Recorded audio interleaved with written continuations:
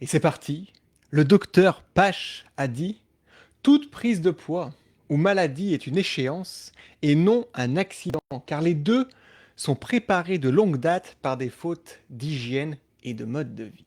Et on va avoir justement ensemble dans cet atelier comment éviter de faire ces erreurs alimentaires pour empêcher ton corps de stocker du poids, de s'inflammer et de dériver vers des maladies graves. Car oui, c'est possible, et oui, c'est possible, de donner une autre direction à ton bien-être, de te dire oui à toi, à tes besoins, à faire de la place pour rayonner. Parce que tu n'es pas venu sur Terre simplement pour être OK, simplement pour répondre aux besoins de tout le monde, sauf aux tiens.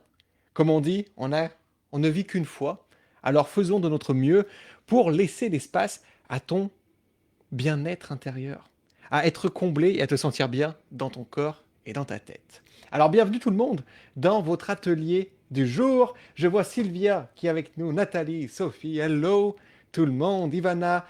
Très heureux de vous avoir à mes côtés dans ce nouvel atelier du jour, ces derniers jours d'août. Parce que oui, la rentrée scolaire, hein, ça reste quand même le point marquant de septembre, hein. On a tous vécu.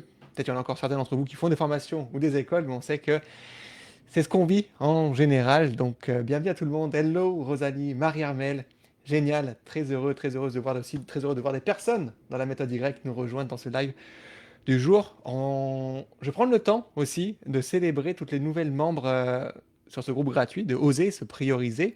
On est près de 8500 personnes à venir oser se prioriser et surtout 8500 femmes qui veulent utiliser ce groupe en fait comme un tremplin, mais un tremplin vers ton bien-être tout simplement afin de te délester de ce qui t'empêche peut-être actuellement de te sentir bien.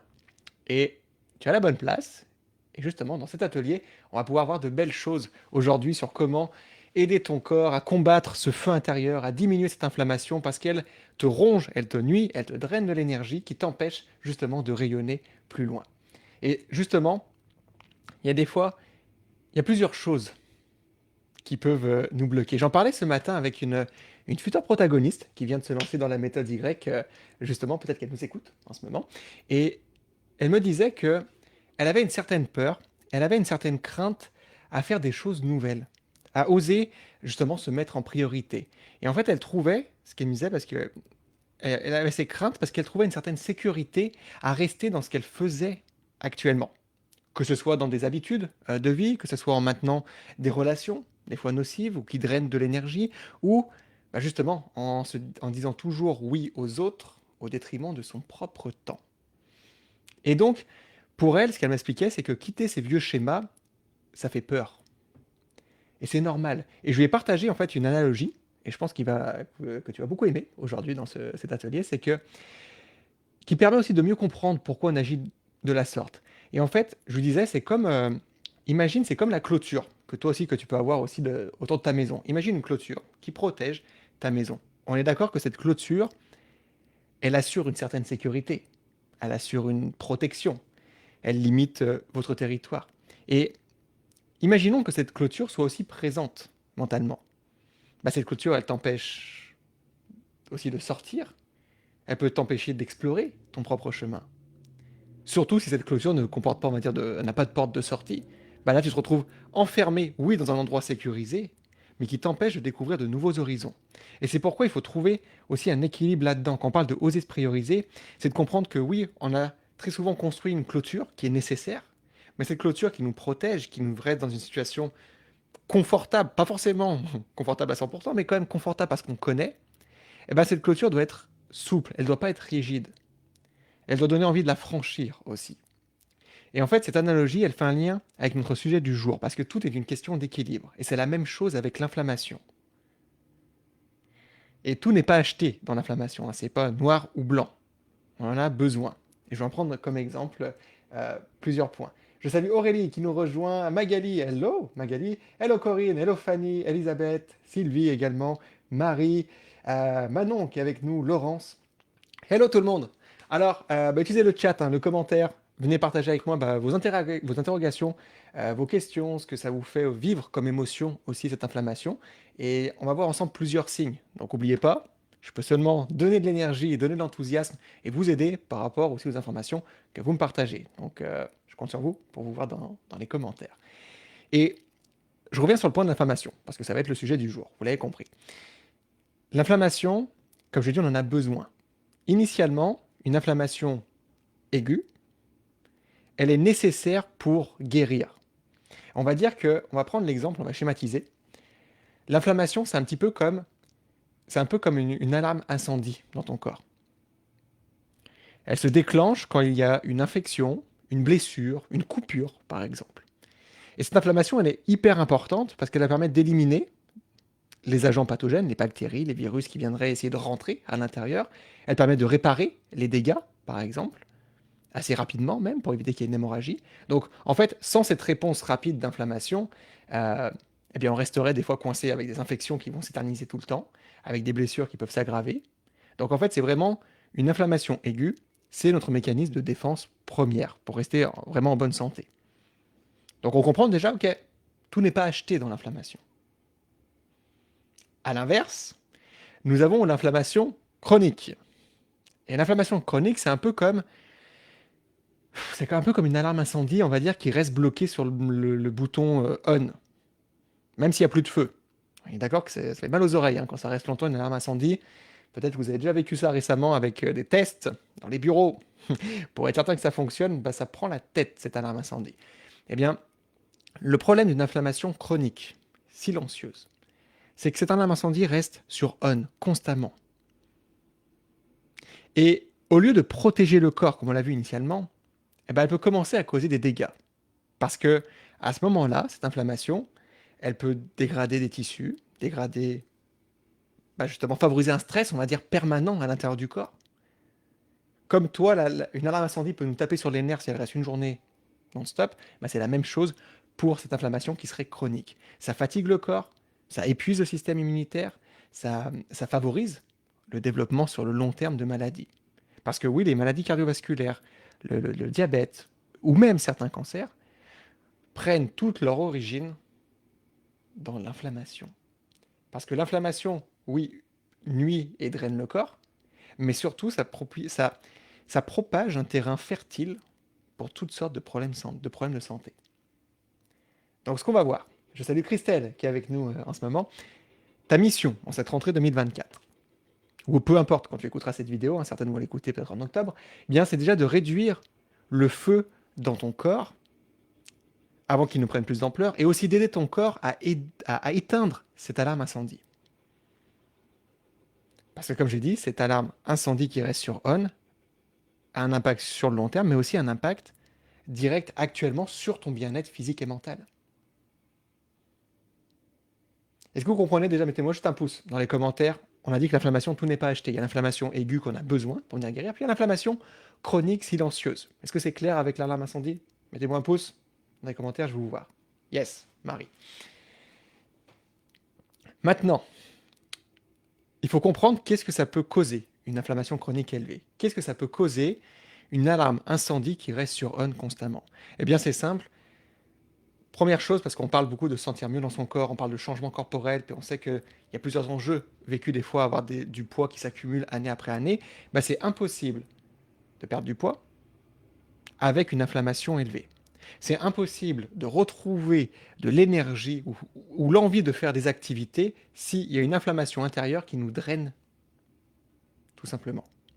Et des fois, on va se taper sur les doigts. Je sais qu'on a tous une petite voix intérieure, si on ne l'entraîne pas, à être fort pour se taper dessus.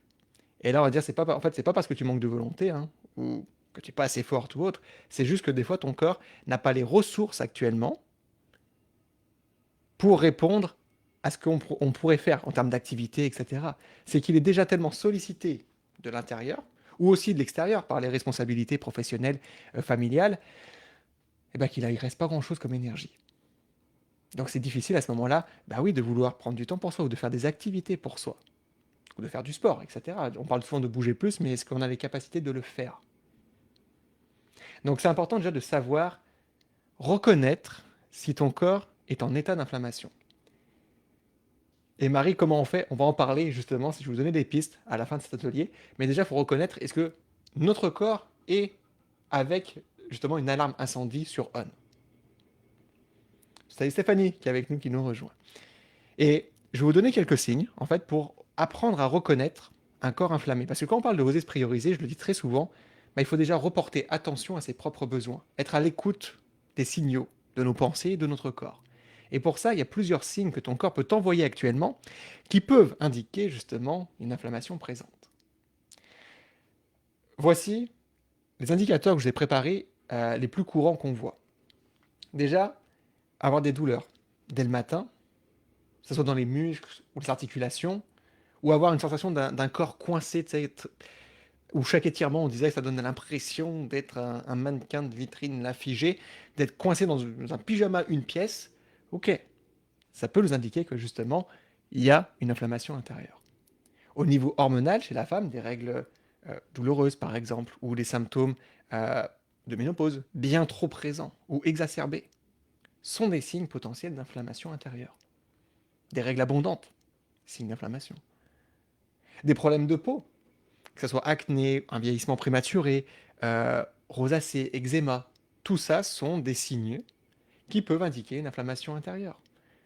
Si on va un peu plus loin aussi, on parle de l'intérieur, ballonnement, troubles digestifs. Si tu as l'impression que le ventre gonfle à travers ta journée, faut que ça travaille, ballonnement, etc. Est-ce que ma muqueuse intérieure est inflammée? Peut-être. Évidemment, après, tout ce qui est, pour les personnes qui en ont, qui ont été diagnostiquées, que ce soit arthrite, fibromyalgie, bah oui, il y a un terrain inflammatoire. Syndrome de fatigue chronique. Ou tout ce qui est tendinite, inflammation. Donc tu vois qu'il y a plusieurs signaux qui peuvent nous indiquer que le corps actuellement est pris avec une alarme incendie sur on. J'ai pas parlé, mais la fatigue constante, ça faisait un peu le lien, oui, de se sentir vidé constamment. Bon, bah ça oui. Salut Sandrine, hello Natacha, qu'on s'est vu récemment, salut Valérie aussi. Euh, Si actuellement tu as, sur ces différents signes que je partage, il y en a qui font écho en toi, déjà, bah, bravo de porter attention à ton corps, c'est important de les écouter, c'est pas de les camoufler, c'est de dire ok, ça c'est tout simplement mon corps qui est en train de me crier au secours, à sa propre manière, pour me dire, ce serait bien que tu n'ignores pas ces signes, parce qu'il y a peut-être quelque chose qui serait intéressant à faire. Parce que comme je disais dans le futur, en ignorant, en mettant sous le tapis, ben, le problème c'est que l'inflammation est la mère de toutes les maladies chroniques. Donc tout ce qu'on peut voir arriver à un certain âge ou à un certain moment de vie, c'est très souvent quelque chose qu'on a mis longtemps sous le tapis. Ok, c'est bien beau tout ça, mais comment on éteint le feu? On est d'accord, hein, parfait, on a pris connaissance de nos différents signes, on a appris à reconnaître un corps inflammé, mais on fait quoi maintenant? Et le but de cet atelier, déjà, c'est que tu démarres la rentrée déjà sans t'ajouter plus d'inflammation. Parce que on peut apporter les pompiers hein, sur place. Mais si le pyromane est toujours derrière pour allumer, bah, les pompiers ont beau être sur place, s'il n'y a rien qui, ça restera sur le statu quo. Donc déjà, c'est de comprendre comment faire pour réduire cette inflammation. Parce que si on utilise encore des choses qui mettent de l'huile sur le feu, bah, les efforts vont pas servir à grand chose. Ça a du sens? Enfin, j'imagine que ça a du sens. C'est vrai que vous ne pouvez pas me répondre en direct, mais normalement, c'est de comprendre que rien ne sert de vouloir mettre des pompiers sur place si on continue à mettre le feu à l'arrière. Éliminons ce qui met le feu et après, apportons des pompiers pour éteindre. Salut Sylviane, salut Isabelle également. La première chose, qu'est-ce qui met du feu à l'intérieur? Qu'est-ce qui active cette alarme incendie? La première chose, c'est une alimentation inflammatoire. Une alimentation riche, par exemple, en féculents, qui sont placés au mauvais moment dans ta journée, bah, ça va augmenter ta glycémie, ça va avoir un impact sur ton hormone de stockage qui est l'insuline, et cette hormone est pro-inflammatoire. Ok, première erreur. Deuxième erreur, par exemple, avoir une alimentation trop riche en oméga 6. Alors c'est quoi ces oméga 6? C'est tout simplement une sorte de lipides qui sont pro-inflammatoires. Les huiles de maïs, de tournesol, de colza, canola.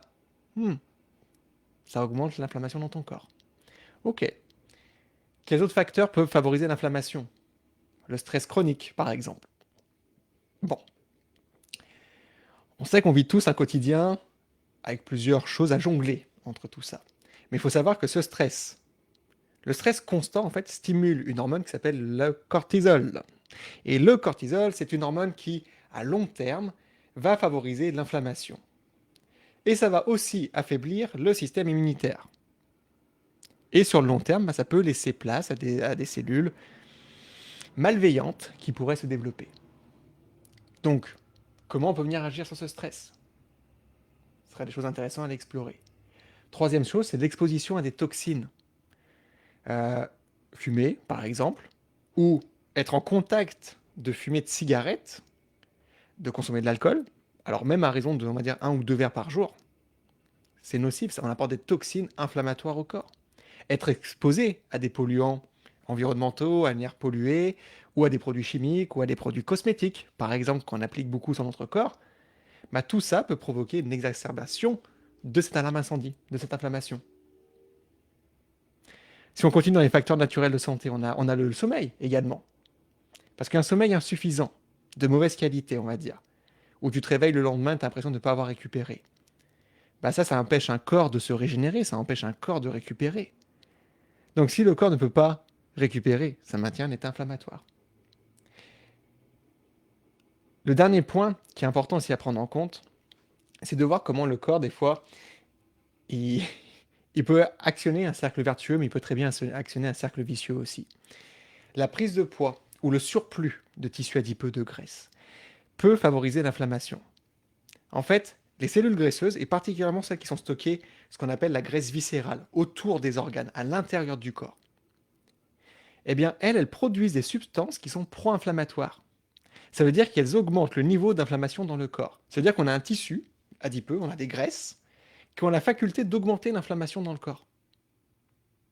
Et là, si on va plus loin, on a dit que l'inflammation peut être aussi augmentée par le stress. Ah, ok. Mais on sait que le stress peut favoriser la prise de poids. Oh. Puis là, on commence à tenir un trio. Stress, augmentation du tissu adipeux ou maintien de la graisse. Graisse, maintien de l'inflammation, produit d'aliments, production justement de substances pro-inflammatoires. Et là, on peut avoir un cercle vicieux qui s'enchaîne.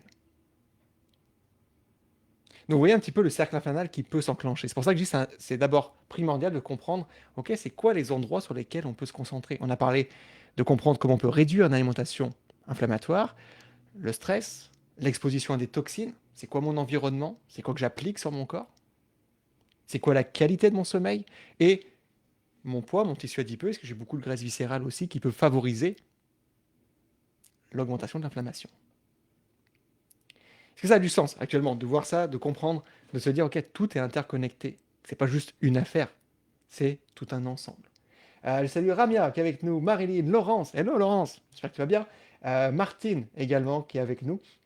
Donc, déjà, est-ce que ça vous apporte un regard différent sur l'inflammation? Mettez-moi juste oui, yes, si, peu importe votre langue. On peut faire espagnol, italien, anglais, ce sera pas mal.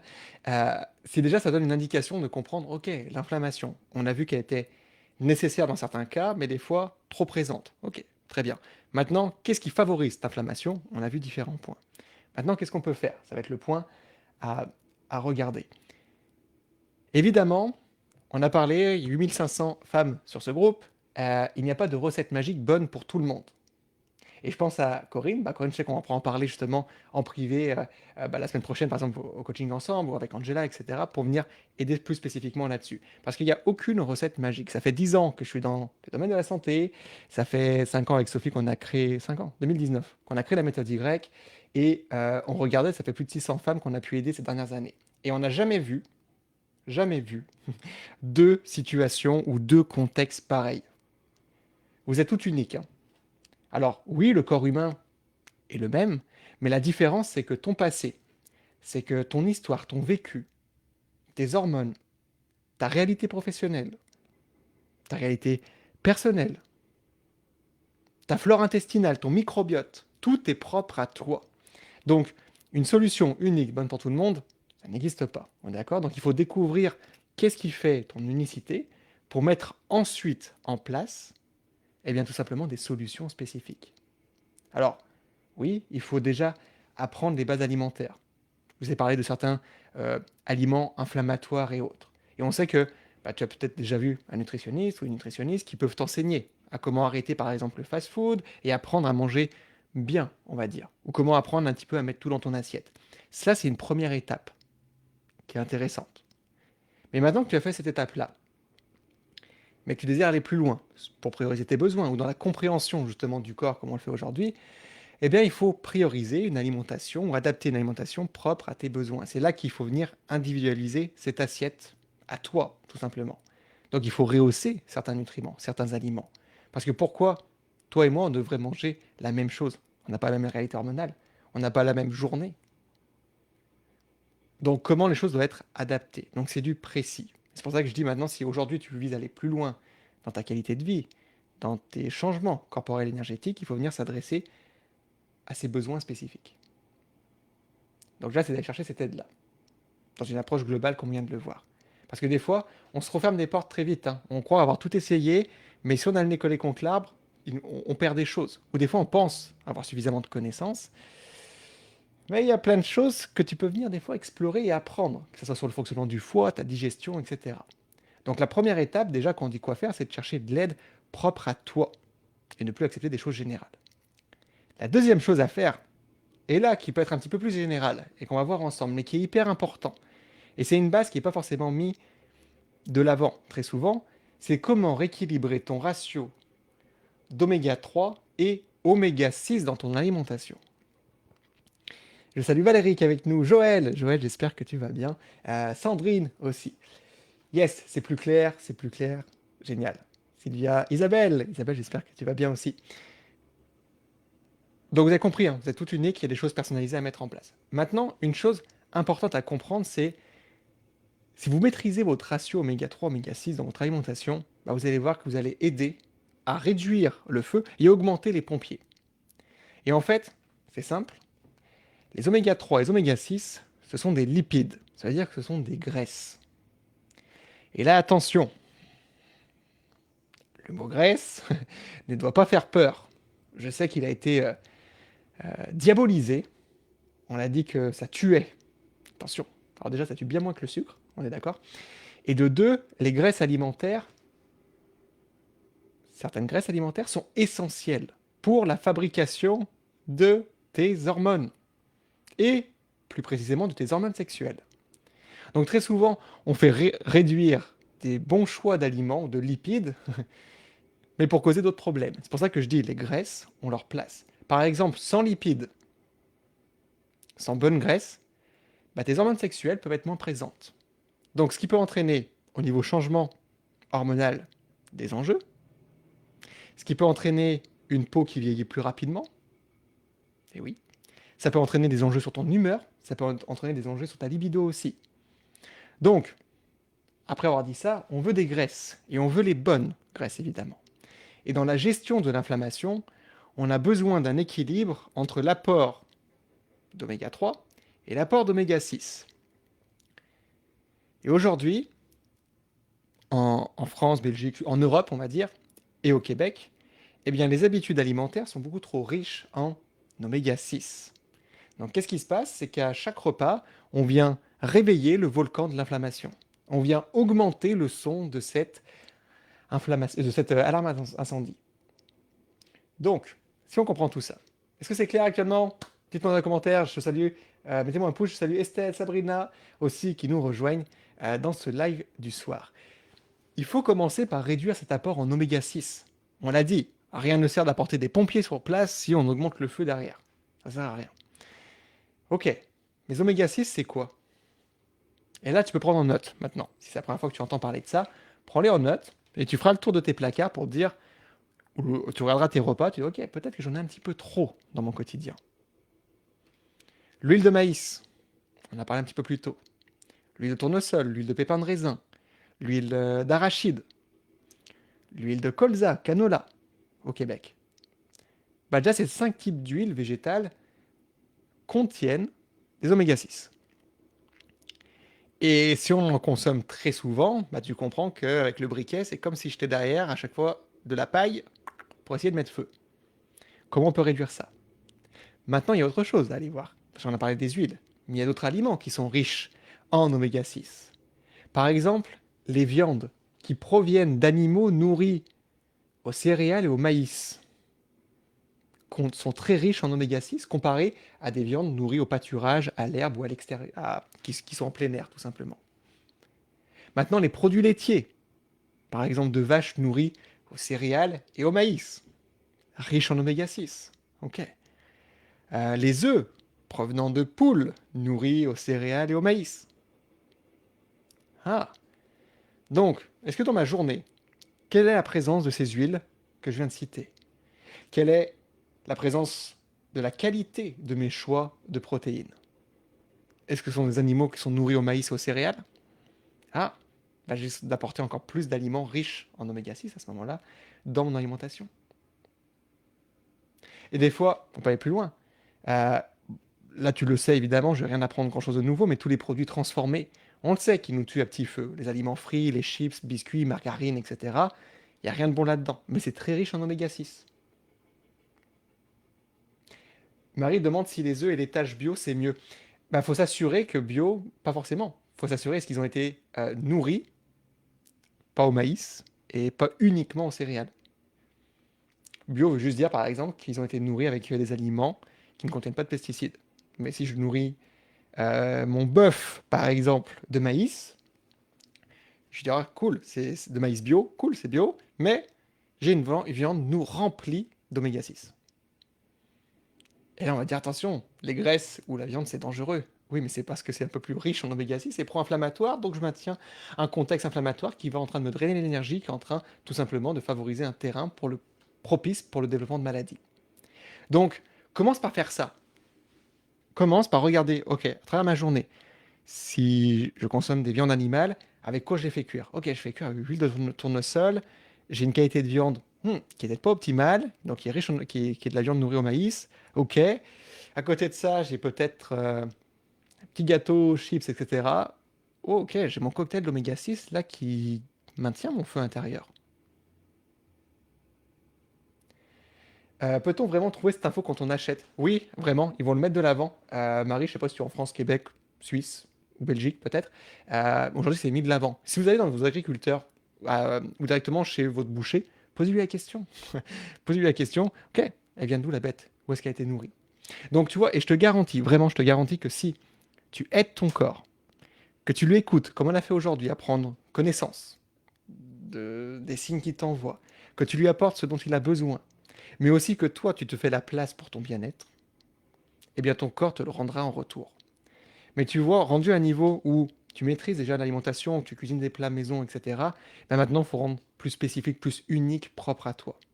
Et c'est certain. Alors évidemment, personne ne peut te garantir que tu vas perdre X kilos en X temps en mangeant moins d'oméga 6, par exemple.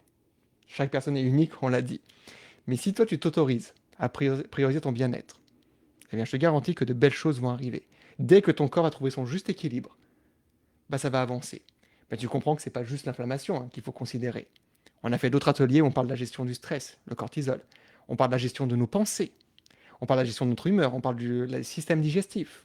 On parle de l'encrassement de toxines de notre corps. On parle de l'état d'élimination. Donc, tu vois, tout ça sont des facteurs à prendre en compte. Aujourd'hui, on l'a regardé d'une manière avec l'inflammation.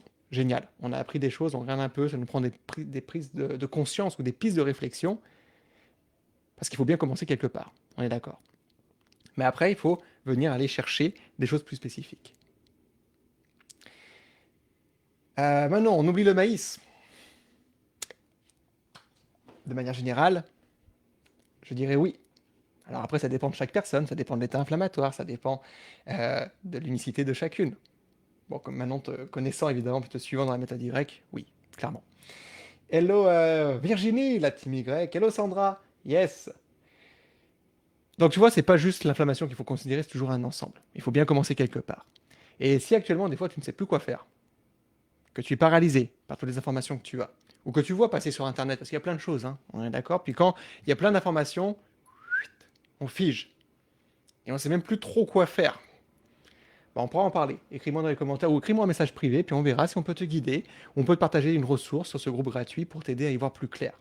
Et très souvent, la clé n'est pas très loin. C'est comme la clôture qu'on parlait un petit peu plus tôt, une clôture qui te maintient en sécurité autour de la maison, mais des fois elle t'empêche de rayonner. Donc il faut juste trouver la porte de sortie pour aller explorer ton chemin. Il faut aller explorer d'autres endroits pour te permettre d'accueillir de beaux changements. Parce que oui, il y a de belles choses qui vont arriver. Mais il faut écouter son corps, il faut comprendre son fonctionnement. Et à partir de là, il faut mettre des choses une à une en place. Et petit à petit, eh bien, le corps fera son bout de chemin et il te redonnera en retour que des beaux changements. C'était notre live du jour, notre atelier aujourd'hui sur l'inflammation. Je salue Mireille qui nous rejoint sur le gong. Donc Mireille, tu pourras reprendre le début si l'inflammation est quelque chose qui t'intéresse et que tu veux changer. Merci tout le monde encore de vos partages et interactions. Vous savez, encore une fois, je peux donner de l'énergie en fonction de ce que vous me donnez. C'est un travail d'équipe. Donc merci beaucoup. Merci beaucoup toujours de vos partages. Je remercie aussi tous nos clients dans la méthode Y qui viennent écouter, partager dans cet atelier. Merci d'être là à mes côtés aussi. Nous, on se voit très souvent, mais je vois que ça vous inspire aussi de venir repartager ces moments-là avec moi. Donc, génial. Hello Pascal. Donc, prenez soin de vous. Passez une excellente fin de semaine, une bonne rentrée ou un bon soutien à vos enfants, petits-enfants, peut-être qui commencent l'école. Et après, une fois que ça est mis en place, il est peut-être temps de considérer ta rentrée à toi pour donner à cette fin d'année 2024 une autre direction à ton bien-être. Prends soin de toi, à ta santé, et à la semaine prochaine, je te retrouve avec Sophie pour un nouvel atelier. Ciao tout le monde!